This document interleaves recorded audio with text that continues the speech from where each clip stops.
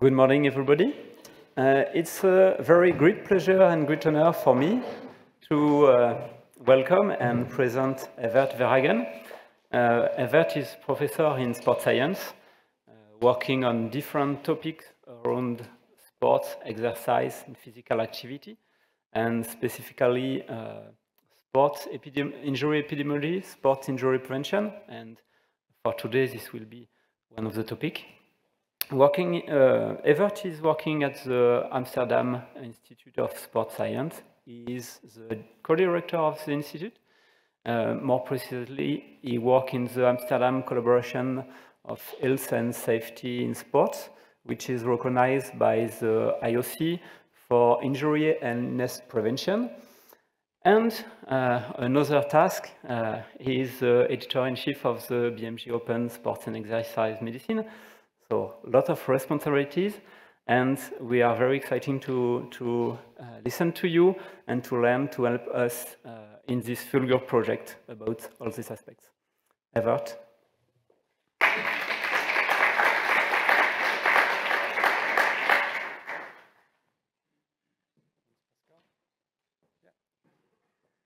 Those seems to be my slides. Thank you, Pascal.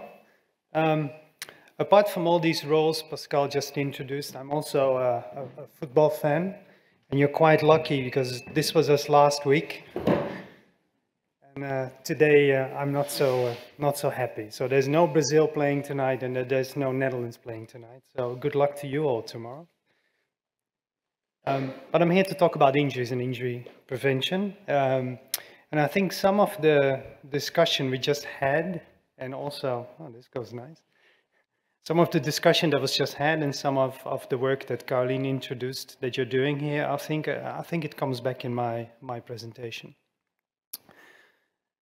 Injury prevention, and this is, I think, the holy model we are using in injury prevention, the sequence of prevention. And it's a really simple model. There's 4 steps. What is your problem? Once you know what your problem is, find the risk factors and the mechanisms. So what causes the problem?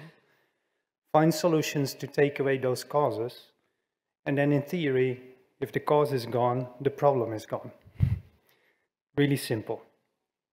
And over the years, many studies have followed these 4 steps on the sequence of prevention and came up with an evidence pool for injury prevention in sports. So if you squint your eyes a little bit and you look at the results of all these studies together, around 50% of these injuries could be prevented in theory. I'm talking here about muscle injuries, hamstring injuries, for instance, for the next speaker. He will talk about the prevention of hamstring injuries. Can we do it? Can we not do it? But the evidence tells us that about 50% of all hamstring injuries can be prevented if you follow the theoretical injury prevention evidence we have. Theoretical injury prevention evidence. This is what's described in studies. If we really look at injury rates over time, for instance, this is some Dutch National Sports Injury Registry information. Over time, the number of injuries increases. These are fitness-related injuries and running-related injuries because we have big groups in there, and it gets even worse if we draw them apart. The blue bars are the novice athletes, and the red bars are the experienced athletes. We see that novice athletes have an increased injury risk as opposed to experienced athletes. And in both experienced and in novice athletes, the injury risk seems to increase despite our accumulating evidence of preventive effects. So something's going wrong here. Now, these are recreational athletes. This is all injuries together. This is only 2 sports. I see that. Here's another injury that's of importance, ACL injuries. This is the same type of data, but from Australia. We see that over history, the increase of ACL injuries, and if you project that into the future, it doesn't seem to decrease, despite all the evidence we are implementing at the moment. This is a paper that came out of last week, going back to the hamstring injuries and maybe sprint related. The hamstring injury rates in professional football have doubled over the years. Doubled. That's quite a lot. And that's even a lot if you know that we have this perfectly evidence on a perfectly injury prevention measure. Do Nordic hamstring exercises and 50 to 75% of all hamstring injuries should be prevented. Are they prevented? No. Because if you look at the adoption of such exercises in actual football practice, no one's using them. Who believes that the Nordics work to prevent hamstring injuries? Who's ever done one? Who's ever do one again? I think all hands are down now. They're horrible exercises, and so do the athletes think. So there's something going on. So I think what's going on, and this maybe also relates to the discussion on the questionnaires. Why don't athletes provide the questionnaires? We have all these tools and nuts and bolts to build something perfect. And we accumulate more and more evidence as we go along. And maybe 1992, when we were building the sequence of prevention, we could build these cars with the evidence we had. And nowadays, we can build cars like this with all the evidence we have. So we can build the perfect solution. However, this is reality. So we've built the perfect solution, but the perfect solution doesn't fit the practical reality. So now what is best? To have this perfect solution, or to build something that's less perfect but fits reality much, much better? So all these questionnaires, nice, they give us all the information we would like, but does it actually help the athlete in the end? That's, I think, the question we should ask here. Now, going back to prevention, what is prevention? The prevention is the action of stopping something from happening. So we have an athlete, the athlete is healthy, and we want to keep them healthy. We don't want to get them injured. We don't want to get them injured because they lose training time, they lose optimal training time. It might not increase their performance as much as is possible. They might show up at training or an event with an injury or not be able to participate at all. And we want to stop that from happening. Now, in our reality of elite sports, there's this balance, performance versus health. And we train to the max, but training to the max also means we put a lot of stress, and stress is on our bodies, on the athletes' bodies. Where does health come in? So there's a tension between them. And performance is key here, not so much the health. You don't win gold medals by doing all your injury prevention exercises, but you might lose them if you don't do them. But performance is the key here. That's the ultimate goal. And health is just one precursor of optimal performance. There's many others in there. So we need to look at the holistic approach, which you're doing and just was presented. And in there, and this is a really nice study to read, if you like to read studies, not many people do, they described the organic whole around the athlete. And as you can see where I put this little arrow here, that's the medical and health department. So if we talk about injury prevention, that's where injury prevention usually lies, the responsibility. But it's only one cog in the bigger system. And the bigger system is about performance. Performance dictates health, and health dictates performance. So you're part of a bigger system, but everybody is part of that bigger system. And that's also something we need to take into account. So now let's put that together if we talk about injuries and injury prevention. We have the sequence of prevention, 4 simple steps. There's a problem, there's a cause, take away the cause, the problem is solved. That sounds really reactive because we have the problem. So let's solve this. It sounds also really monodisciplinary. Take away the cause, problem solved. So that's what we call a tame problem, something we can put a solution to. If you look at our reality, injury prevention is anticipatory. We want to prevent something from happening. So we need to be before the actual injury occurs. On the other hand, it's also transdisciplinary. It's not just health or biomechanics or training or strength and conditioning or diet. All these things work together, which I think you understood really, really well in your approach already. So it's transdisciplinary and it's anticipatory. And you see I have one white spot there. And if we combine these two together, we don't talk about tame problems anymore. And this is a concept that's called wicked problems. Might be a bit of an elusive concept, but let me explain that. So we have tame problems. Tame problems have a solution. Right? If I take a knife and I cut my finger is cut. That's a tame problem. I can solve that easily by not taking the knife. Problem solved. We know injuries are not that easy. They are complex. So there's a multitude of risk factors that underlie the problem. One athlete with the same set of risk factors on day Monday may not have an issue, and the same athlete with the same set of risk factors on Friday may have an issue. So there's also unknown factors in there that enforce each other, that protect each other, they pop up, we don't know, it's complex. It's well described in the literature to date. And then we have wicked problems, they are a step further. We can't solve them, but we still keep trying to solve them. And good examples of wicked problems are poverty, running a country, raising a kid. You can't do it right, but there's always an optimal way to do it. But if you do the optimal way, you forget some other ways. I think injuries are like that. So these are the tame problems. They're beautiful. These are the complex problems. You need to do something about making them beautiful, but this is the injuries. It's wicked problems. Right? Let's talk about dogs.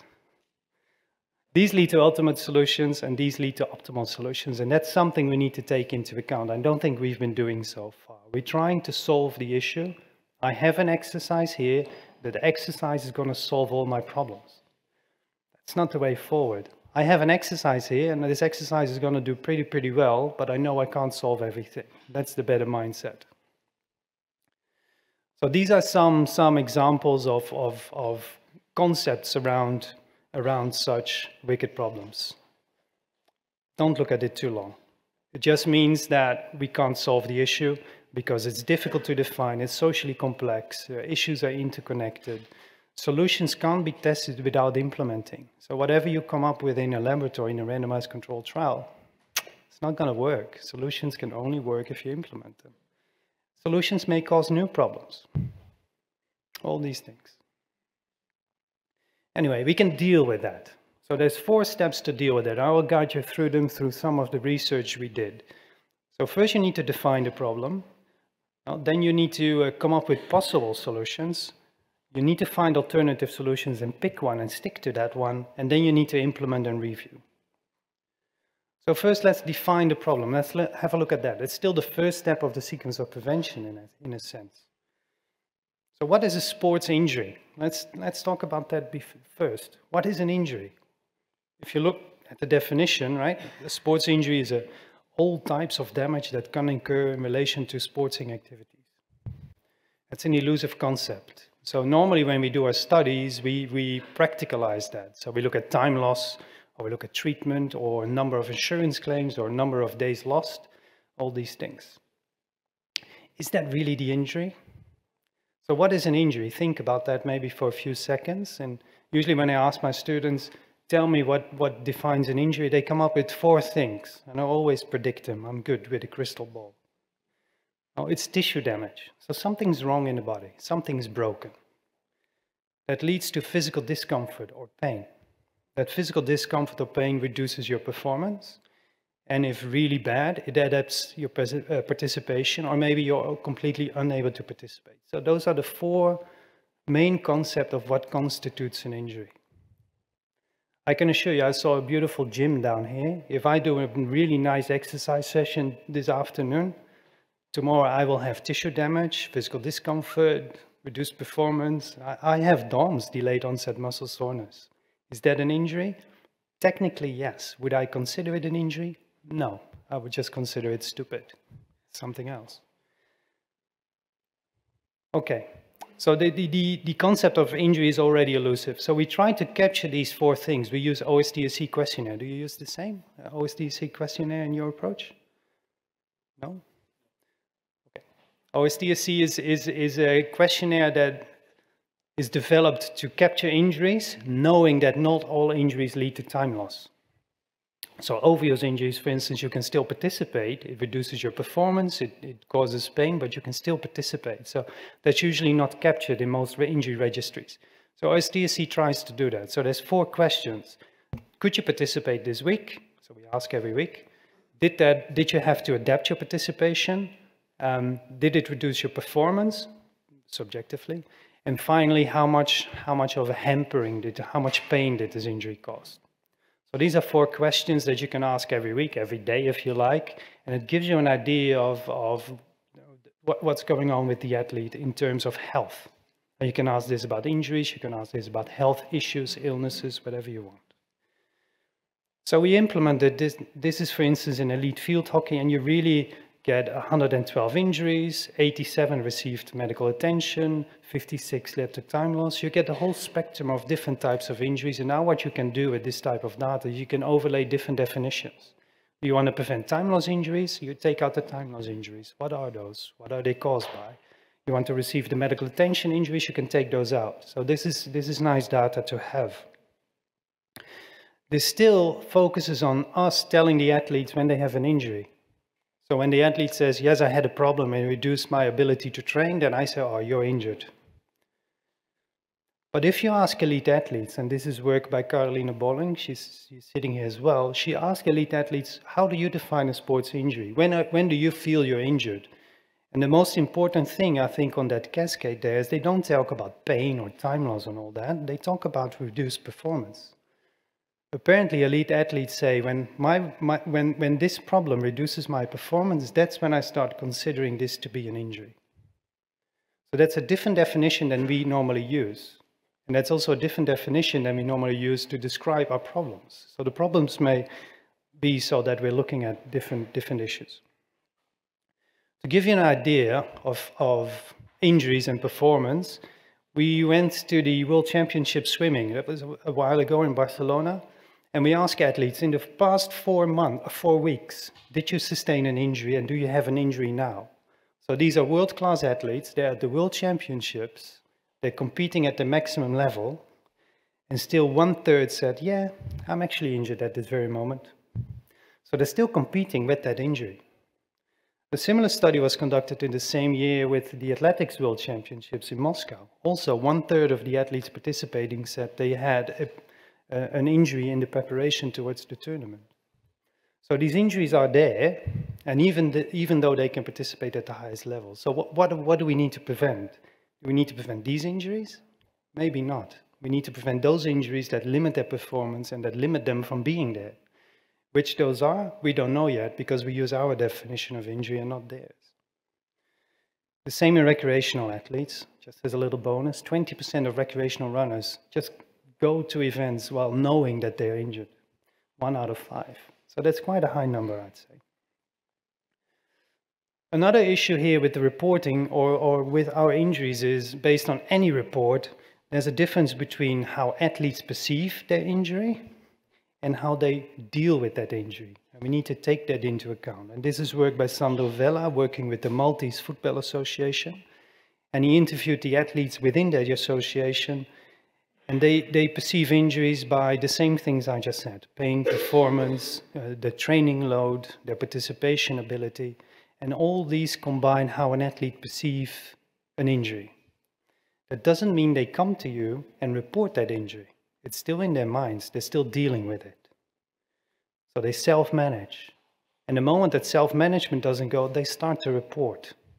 And then you can go to shared decision-making. And that whole process is driven by perceptions and reporting of injuries around that athlete's experiences, around that athlete's knowledge about these factors. So we forget this too, that the moment that an injury gets reported to us, it already has a history. It's not that you wake up in the morning and think, oh, I'm injured, I need to report this. No, that's maybe a few weeks already of time before that, and we don't see any of that. So what we did here is we did again this OSDSC questionnaire, 262 problems reported, and we asked athletes, do you consider this problem to be an injury? Only 106 said yes, this problem is an injury. So less than half of the reported problems are actually considered injuries by athletes.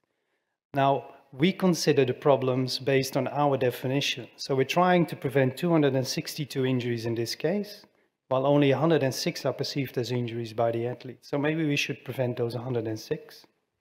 Or maybe we should prevent all of them and teach the athletes that those other 156 are also injuries.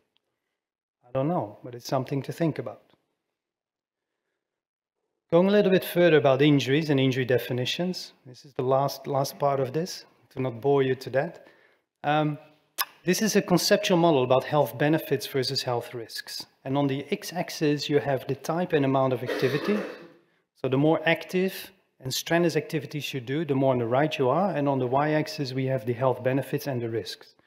So this is the hypothetical kind of approach. Active living on the left, training for sport, elite athletes on the right. And this is what you would think to be that relationship. A little bit of activity will increase your health tremendously, but the risks are minimal. Whereas for elite athletes, or the health benefits, they're not there anymore. You already achieved them with low level of activity, but your risks increase because there's such a high demand of load versus load capacity.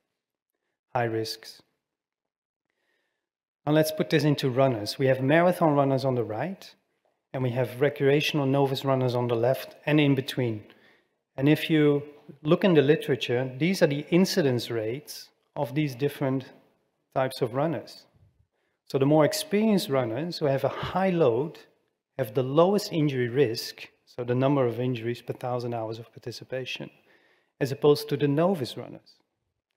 Now that begs the question, do we really have a difference in injury risk here? Are novice runners really more at risk for injury, or do they just report different types of injuries? If we know that most injuries in running are overuse type of injuries, probably those experienced athletes already have had much of these injuries before and think, oh, it's my Achilles, I know, I can deal with that. Or it's my knee, I can deal with that. Whereas a novice athlete, by the first time, has a little twitch in the knees, like, I'm injured, help. So that could be a difference here. Could also be survival of the fittest. Maybe if you're not made for running, you will not make it to the level of marathon running. We don't know, but there's a clear difference here. So the numbers we see, and that's the thing here, describe your problem well. What are we actually looking at? What is the actual issue? And what are we actually trying to prevent? Instead of just saying, this is the injury, this is the exercise, and this is then the ultimate solution. There's gradation in there. Now let's go to the next one. Generate possible solutions. Let's stick with running in this case. So we did a qualitative study in runners, and we asked them, how do you define an injury? How do you define risk factors? What causes the injury? And what do you do about it? What are your preventive approaches? And these are recreational runners. So they say, well, if I run and I do too much, I will get some pain, right? Instead of running usually 3 times a week, I do 4 times a week. It hurts me. I go too fast. I do too much. Fine. I'll just do a little bit less, and the problem solves itself. That's how we deal with injuries, right? So I don't have to report it to anyone because I can self-manage, and it goes okay. The problem rises when they can't self-regulate anymore. They lose their autonomy. So I have a problem in my knee. I ran too much. I do less, but that problem doesn't go away. So that problem starts to dictate what I need to do. That's when they report an injury. Still, they self-regulate. They stop participation, or they go to a physical therapist, or they go to a doctor, whatever. They deal with it. And then the injury becomes a complaint because they are able to monitor it again. And that whole process is driven by their experiences, their information they have, their education, peer opinions, Dr. Google, those things. They accumulate that evidence anywhere. Now, if we think about what we do at injury prevention here, usually we focus on overloading. What is the most given advice to runners? Don't do too much. Don't increase your training load by more than 10%. Most of them know that. So we're telling them the wrong thing. They know they do too much. They self-regulate. So maybe what we need to do to prevent that injury from occurring is not telling them what they don't need to do. We need to help them to self-regulate. We need to give them information to make sure that a complaint doesn't make them lose autonomy. And you can do that with various things. We're testing now simple. You go to a running shop, you buy a pair of shoes, and on the inside of the box there's a preventive message. It's this subliminal messaging potentially that helps a lot in these big groups. So generate possible solutions. Think out of the box. Don't think an exercise solves all your issues. Can be other ways as well. And try to get into the mind of the athlete.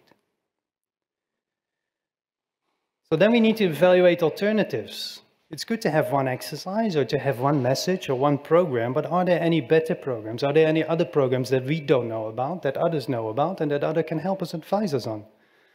For that, we developed a couple of years ago what we call the knowledge transfer scheme. And the knowledge transfer scheme is is more of a approach where we sit down, not from our top-down perspective, telling athletes and coaches what they need to do, but it's really together with them. We think we have a problem here. Do you see the same problem? So it already starts there. We have a lot of hamstring injuries. Do you see that? If they don't see it, maybe we first need to educate. Maybe we first need to make sure they see the problem. Or maybe we are seeing the problem wrong. So what is the problem there? So you need to sit down. And then there's a shitload of evidence already out there. We don't need to do anything about that anymore. Just need to try and combine it, accumulate it, and come to a product that includes all that evidence that fits practice. Sounds easier said than done. It's not easy, I can tell you, Gal. Never worked for us yet. It's nice in theory again, but it didn't work.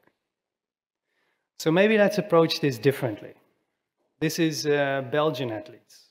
And we did a similar thing. Carolina Bolling again, together with Oriol Bonnel. He was from Andorra, different country. And athletes were asked within the Olympic training program many things. And this is one of the outcomes, and it's on their journey from becoming a youth athlete to an elite athlete.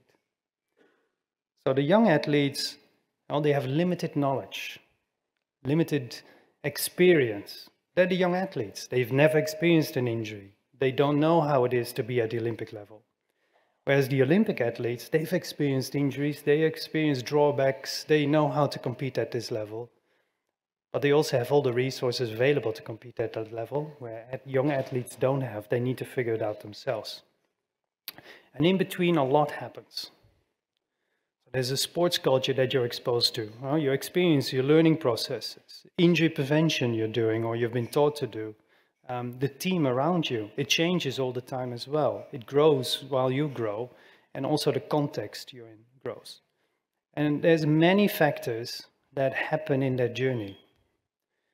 Now, if we want to prevent injuries, the easy solution would be at a young age, make sure we teach them what they need to do, and at the Olympic level, we need to be there to help them with what they need to do. But how do you do that?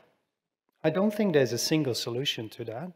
In the middle, look at all these various factors that make up whether you will or not succeed to become an Olympic athlete, whether you will or not succeed into learning from your experiences. Where do we focus? There's not one solution. So pick one. Find what can you do in your context, at what level of the experience of that athlete. Right? And sometimes that completely contradicts where you are, that completely contradicts what your beliefs are. That's fine. You'll be surprised sometimes what you figure out when you think out of your own comfort zone. So find solutions that fit where the athlete is at that very moment. And this was the full athlete's journey, but how about Olympic cycle? How about a season? So there's also different demands throughout the season, and you need to take those into account. So finally, then you have a program that is considered optimal, but you still need to implement it and review it. Going to the one question asked, how well do athletes report? Here's a little thing we did. This was a Brazilian professional sports organization. So it's a multi-sports club. They have various sports in there. And we implemented an injury monitoring system. And our brilliant idea was, let's implement injury monitoring. We provide the feedback, what we found every week, back to the medical staff. And then the medical staff can go to the athletes and make sure that the athletes are being heard, what their problems are. We can implement injury prevention measures. We can go to the athletes and give them the help they need. Really noble. So we evaluated that, not so much in terms of how effective it was, but how it was perceived. And they gave it all the thumbs up. So the athletes gave it an 8.2 out of 10 on average, and the team staff gave it a 9.2 out of 10 on average. Perfect program almost, isn't it? Just a little bit of room for improvement. But then we asked them, please provide us in a few sentences what you think of this program. Here's some quotes. The athletes say, I usually do not report health complaints because it takes time to deal with all the details. I have no problems. Tick. Questionnaire finished. Perfect program because I don't have to go through all the annoying questions. The team staff said, well, it's great. There's a procedure now, so it avoids the athlete's health problems to go unnoticed. You see the mismatch already? So you need to implement and review these things. Expectations. Athletes say some people were answering the questionnaires and realized they did not receive any feedback. So you stop responding. That's really an important thing. If you ask athletes to report your data, do something with the data and make sure they see that you do something with the data and make sure they're helped with that data. And the team staff was really happy because now they have complete adherence of all athletes. So again, the mismatch. And then the quality of healthcare, then the athlete said, well, we always had all the assistance we needed regardless of the system. So what does change? And the team staff says, well, this system helps us a lot because now we're much better than we already were. So this is managing expectations. You need to take the athletes into consideration and their comments and feedback into consideration when you implement these things. It's really, really important. And don't think that what you have available works really, really well. Right? We also, I didn't put that slide in, but maybe this is an anecdote from the same sports club. They switched one of their medical staff from one sport. And the injury rates reduced by 30–40% in that sport. And management was really, really happy because there was a new physical therapist coming in, injury rates reduced. This therapist is amazing, it's great. But then when you ask the athletes, they say, well, we go to this physical therapist and she just says, well, put some eyes on it and then we'll see tomorrow what happens. And then the athletes say, we don't go to the physical therapist anymore because that's all we have to do anyway. Of course you have a 30–40% reduction of injuries because athletes don't show up anymore. So that's not the thing you would like. So numbers are deceiving. So implement the system you have in the way it should be implemented and used. So bringing it all a little bit together, this is the first slide of this section showed some circus artists. So this is in circus arts. So let's step away a little bit from athletes. Cirque du Soleil came to us and said, we need to do injury prevention. You're good at that in sports, we need that too. So we said, yes, let's do this. So we went to a few shows and then we scratched our heads and we were like, this is not gonna work. This is not sports, this is difficult, this is many roles in there. How the hell are we gonna do that? That was back then when we still thought we could prevent injuries in sports. I stepped away from that already. So we first sat down and thought, let's have a good look at what's actually happening here. And we did interviews with artists and coaches in every role, and we asked them, what is an injury? What are the risk factors? What do you do about it? Who needs to do something about it? And this is kind of that figure we saw from you with the internal risk factors, the external factors, the preventive measures around it. So these are the internal factors. So if you look at intrinsic factors that relate to injury risk in athletes or artists, is their background, the stability, alignment, the usual, the things you can measure. Around that are the extrinsic factors. So these extrinsic factors maybe directly affect the artist or the athlete, but also indirectly through those intrinsic risk factors. Around that we have potential preventive measures, and around that we have all the roles involved within the artist and the artist's health. And they all are connected. And this is what makes it complex in this case. Now, mind you that the medical department came to us and said, we need to do something about injury prevention. It's our responsibility. We treat our athletes or artists with the greatest care possible. We have world-class therapists. We have world-class potential hospitals we can go to. That's fine. But we want to make sure they do not get injured. And it's our role. Medical department. This is the only influence the medical department has within this bigger realm of Cirque du Soleil. So you raise your finger, you say, I'm responsible to solve this frigging issue. You can't do anything about it because you don't have the tools or the authority or the appropriate connections to actually tackle the most important issues. So it's a holistic approach. This happens in every sport. This is football, for instance, not published yet, so please don't tweet it. This is from the Qatar Professional Football League. Similar study was done there. And you see all the roles here that are involved within athlete health or performance. There's a strength and conditioning coach, the physio. You probably know all these roles from your own context. They need to work together on a basis of trust and communicate and cooperate all together to make sure injury prevention works in any context. And how these roles operate and the background of these roles is driven by the context. So it's not just, the physio that can do it. You need to do it all together. You need to consider where everybody comes from. That's the premise here.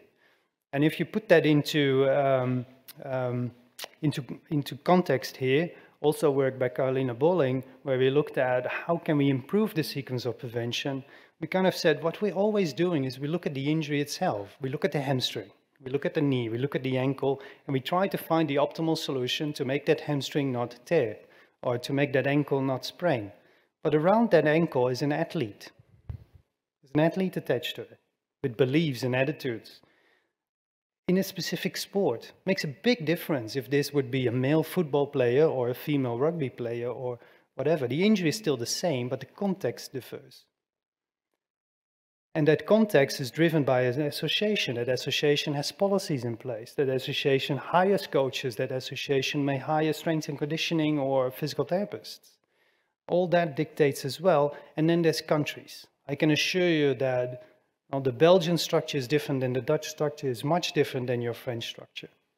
That all across the board, where does it go, has implications for what we can do down there at the knee in this specific example. So we need to take all that into account. So that's what we did in Cirque du Soleil. We took all that into account. There was not an intervention to focus on the athlete's shoulder or the athlete's knee. There was an intervention focused on this whole model. We tried to change the whole culture within the organization. That was actually relatively easy because everybody knew the problem by now. And we called this durability by design. And we didn't say we're going to prevent injuries. Marketing is also a thing here. We said we're going to make sure you're durable. And you're not durable because you're lucky to be here. No, you're durable by design. We can fix that. We can make you stronger. We can make you faster. We can make you withstand the forces. We can make you go on stage 2-3 times a day, 5 days a week. But you need to help us do that. That was the message. And we didn't do a trial here. You don't need to do trials to see whether your thing works. But we monitored over 4 years. 2019, we had a little bit of a COVID pandemic, so they stopped monitoring. They went bankrupt. But before then, we had enough information to show that all injuries went down by 15%. All missed performances went down by 26%, and all injuries that are driven by those internal risk factors that we can actually modify went down by 27%. So quite a reduction, I think, by having an intervention that focuses on an entire company and an entire sport, so to say, to reduce injury rates. It's not the 50% that we see in our theoretical definitions, but still, I think a pretty good deal. So these are the 4 steps how to deal with problems. Now, we combined this all together into an approach that we're using now with our Olympic athletes. And I just want to share that with you briefly. It's called 4 athletes. And we call it injury prevention that works. Maybe it's a bit too much of a tagline because injury prevention doesn't work. That's kind of what I'm trying to tell you here. But it talks to them. So we take a 3-step approach. So instead of saying, here's an exercise, you all need to do it, we start with kind of a sense. And those who are involved in artificial intelligence probably know these steps, because this is also from robotics. This is how robots work. Sense around you, process that, and then act upon it. It's the same 3 steps we need to do here. What is my current situation? So get a good 360 view of the injury risk in your specific athletic context. Based on that, you can think, so what's going on here? What are potential solutions? Who benefits from this? Who needs to change? And then we can act. We can translate these potential solutions really into actions that prevent injuries in that context. So first we sit down with athletes, with coaches, strength and conditioning, and we ask them the same question. What do you think is an injury? What are the risk factors? What's your role? What have you been doing? Tell me about your experiences. What can be done better? What are you doing? What information you need? Just an open talk about injuries and injury risk. Then we sit down with everybody once we've analyzed that, and we say, okay, this is our mirror. I'm not an expert in most of these sports. I can just summarize and provide them with the information I hear and connect the dots. And then we can sit down with them and say, okay, now we're going to act. What are we going to do? What can we do? What do you think is the best way to do it? Do we all agree? And that's an important one, because if everybody agrees, it's an intervention driven not by me, but by the whole organization. And you need to monitor that because it changes over time. And here's an example of the outcome. This is our judo association. And you see that big red dot in the middle, that's injury. And all the other factors around it are factors affecting that injury. Now, where to start with your intervention if all these factors affect injury? It starts with sitting down in one room with coaches, with athletes, with strength and conditioning, with therapists, and say, this is your reality. Now, who can do what? And what are we going to do? I must admit, I don't know how judo is here, but the coaches were not happy, because basically the main issue here was that coaches are hierarchically on top, and whatever the coach says needs to be done. And don't be a whimsy, because if you have a little bit of pain, you just keep training. It's part of the deal. It's judo. Come on.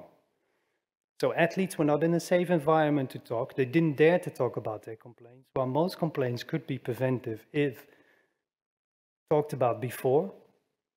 Coaches or strength and conditioning and physios were not included in the loop between coach and athlete. So the solution here was not providing exercises. The solution here was to get people in the room and create a shared decision-making process, which is highly effective now. And everybody agrees to it. Everybody does it. And there's one little caveat. We shouldn't put the fingers at the coaches. We said this system is here to support the coach. So the coach can provide a better training program, and the coach can provide a better performance-driven program. But in fact, we were trying to increase the number of healthy training hours.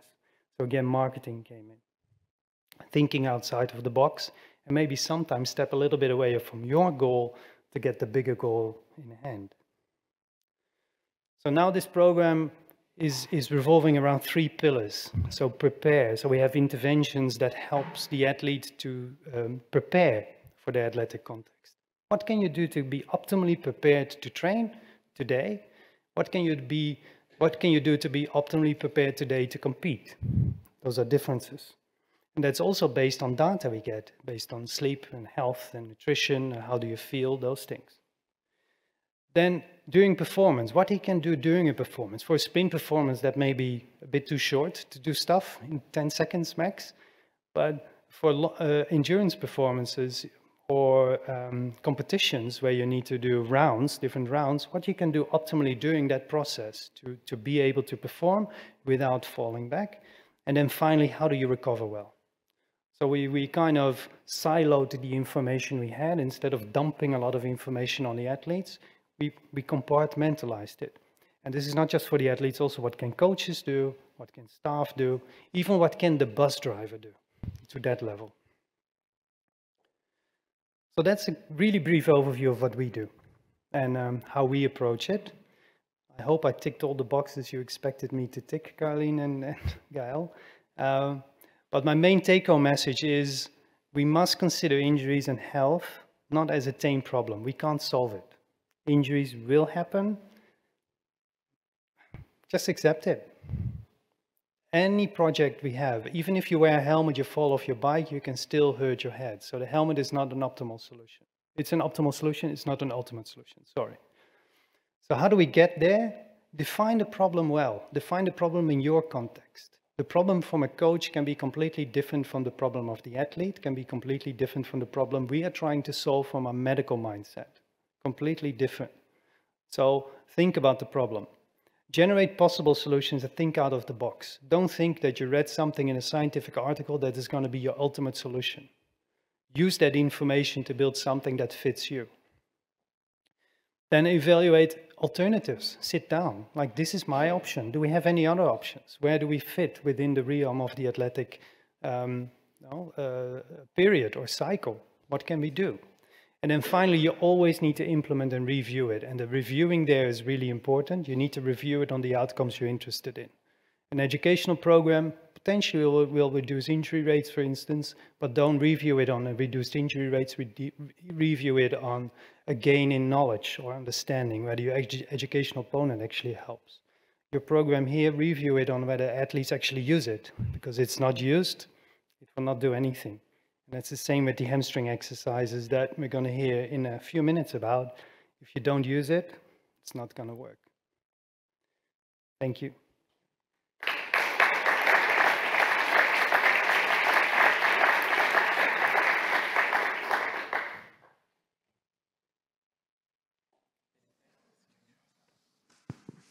Many thanks, Evert. Now it's time for discussion. So, is there any question? Are there any questions?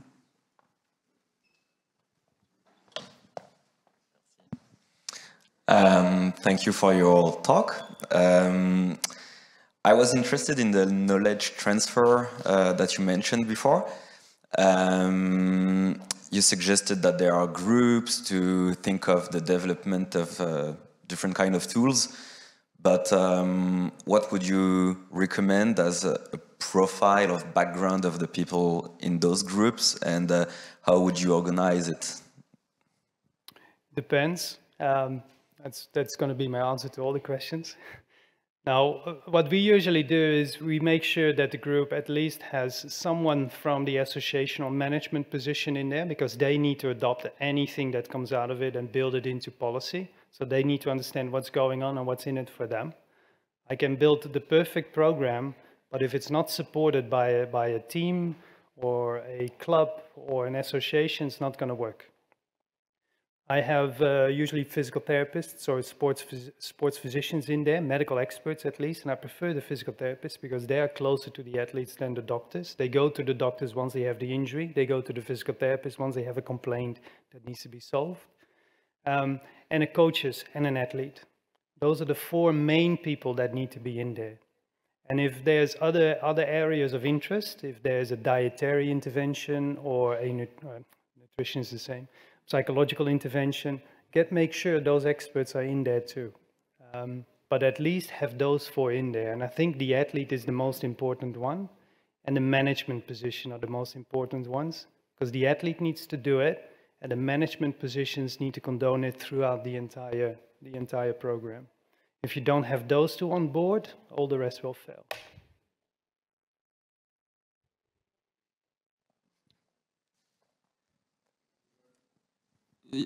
Thank you very much. It was really interesting, and what I will present after is going really in the same direction. But I had a question: how do you manage the magical thinking of the coaches, of the physiotherapists, of the whole staff, and the athletes?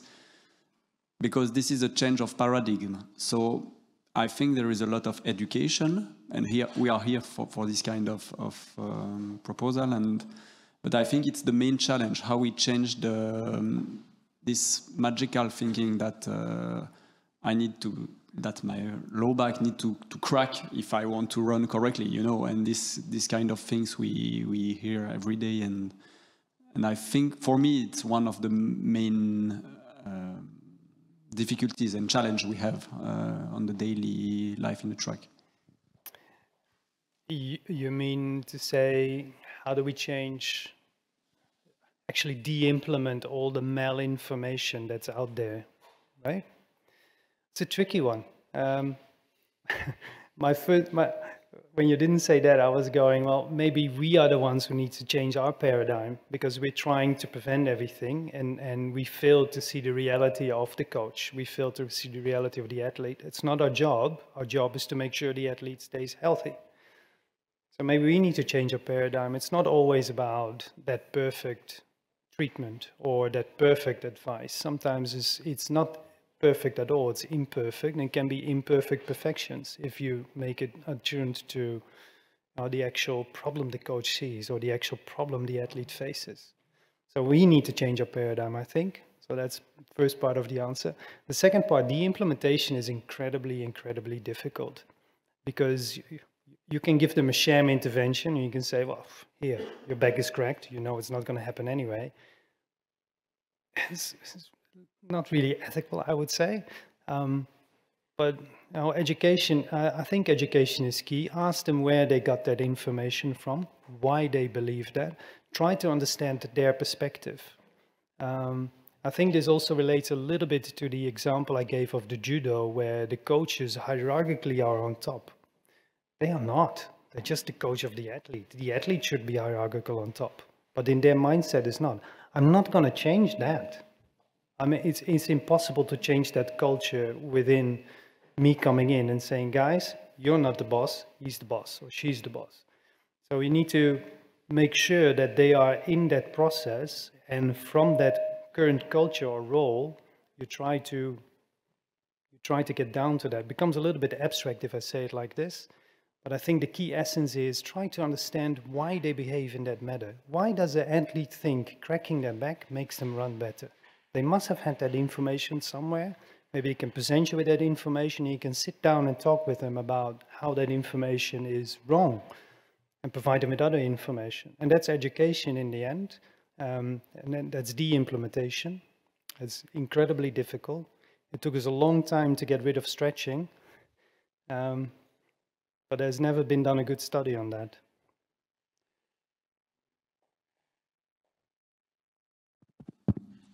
Thank you very much, Evert. It was very inspiring, and I hope that if they are not in the room, our colleagues involved in the medical staffs or in the medical department or as a strength and conditioning coach in the federation will have a look on your presentation and try to think about that.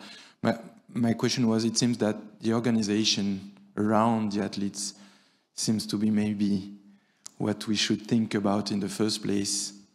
I mean, I hope that what we are doing in FULGUR is not useless, but it seems that the organization can have a major impact when the organization is not optimal. And I live that, the fact that one athlete was not in his best performance, and we sit down all around him to think about what should we do better.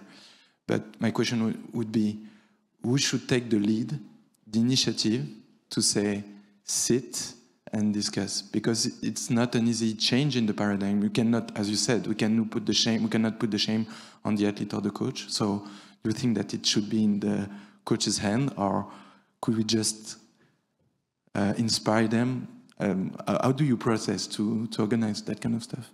That's a different talk. That's more about leadership and management. We're doing some work on that, and it's striking how many programs or medical departments or both do not have a mission or vision statement that includes athlete health. It's all about performance. Athlete health is usually in a little asterisk on the bottom of a page. There needs to be a health department. We also don't have key performance indicator of how health is considered to be done, treated well. We don't know how many injuries are prevented. No idea whether we've done a good job or not. So it starts with that already. But who takes initiative? I think it's the other way around. We all believe, I assume we all, that this is all people from the medical perspective in the room, that the athlete's health is pivotal for performance success.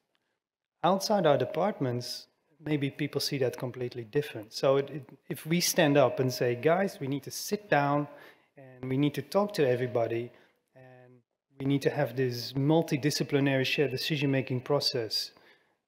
Most of the coaches and others, female, male colleagues will look at you like, you're crazy. It's not my role. It's all siloed.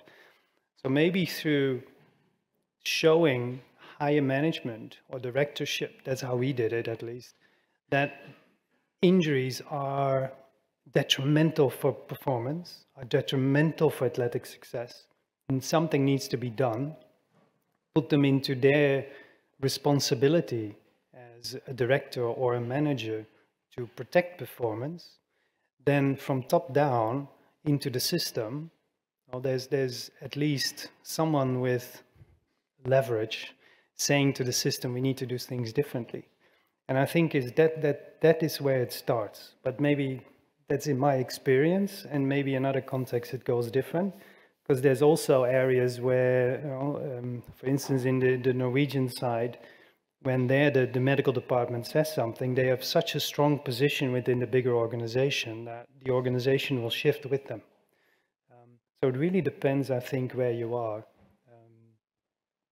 And football is completely different from athletics as well, which Eric knows. So it needs to start somewhere. If you look at the management books, you have these beautiful maps always. Where do you start change? People want to change. If you have those with you, maybe the others will follow. Or do you start with the people who don't want to change because you have win them for you, all the rest will follow anyway? I don't know. It's a fit work.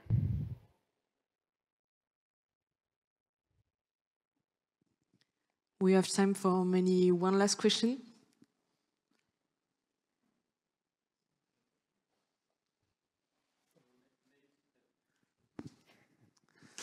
Maybe for me, in the same lines than Gael asked about this important aspect of the co-construction. So there are several studies, or some, who report that people think that injuries is a problem. Injury risk reduction could be a solution or a shared goal. But then, when it is time to practice, it seems that there are two camps. People who want to prevent or want to reduce the risk, and others who don't want to use or to do it in this way. So to reward that, everybody agree about the goal, but when it's time to act, we have the feeling that only some people are acting and the others are more passive. When I listen to you, one important thing that I keep in mind is co-construction of all of that to include in the process. So Gael asked about how to bring people into this co-construction, and my question is maybe a bit similar, but how in practice, when you have all people in the room, to organize this discussion, to make people sharing their experience and giving their ideas to improve, to create the program or the idea. How that process goes. The question is how that process must go. The message, yeah. Well, I think it's a relatively simple one. Are we in a room talking with the athlete to perform or to do preventive exercises? We are there for the performance of the athlete. So the discussion needs to go around the performance. And everybody has a role to play. The coach makes the game plan. The coach prescribes potentially technical exercises. There's a strength and conditioning coach. But what the strength and conditioning coach does is dependent upon what the coach wants, vice versa. There's a nutritionist. You can do a really intense exercise session, but if you don't have the right nutrition afterwards to recover, that's not going to be very, very beneficial. And then there's a medical department and many, but in the end, the pivotal point is not injury prevention or health. The pivotal point is performance and protecting that performance. And that needs to be the entry of such a shared decision-making process. And of course, we all view it from our own lens. The program we just showed, amazing to look at how muscles adapt and react and may get injured. But that's only one part of the ultimate sprint. And we need to consider that what we do is only one piece of a bigger puzzle, and sit down and try to solve that puzzle together. And the bigger picture always is the athlete's performance. And that's what we need to keep in mind. I should have put that on my last slide. Many thanks. So, many thanks, Evert.